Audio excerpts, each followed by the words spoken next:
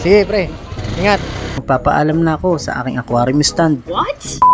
Good day sa inyo mga kaayos. Ito na ang huling araw na makakasama ko ang aking aquarium stand. May bibili na kasi sa kanya ngayon mga kaayos. Kaya bago ko siya may pa-deliver, ay siniguro ko din na kompleto ang plastic footing nito. Hindi naman ako nangamba na kung may gasgas ba yung pinaka-body nito.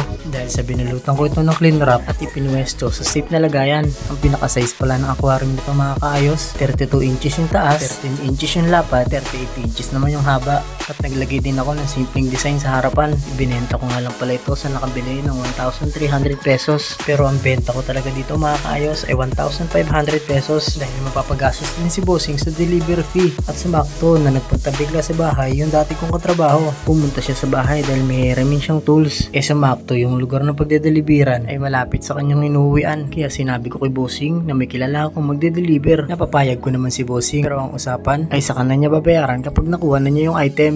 Kasundo naman kami agad ni Bossing kaya isinampan ito ng kumpare ko sa kanyang motor. Ang usapan naman namin ni Bossing sa delivery fee ay siya na ang bahalang mag-abot sa magde-deliver. Umukay naman agad ang kumpare ko at yung pinakabayad ng item ay sa GCash na lang ipapadala kapag na-receive na. Ayos, di ba? Yan, papaalam na tayo kay aquarium stand.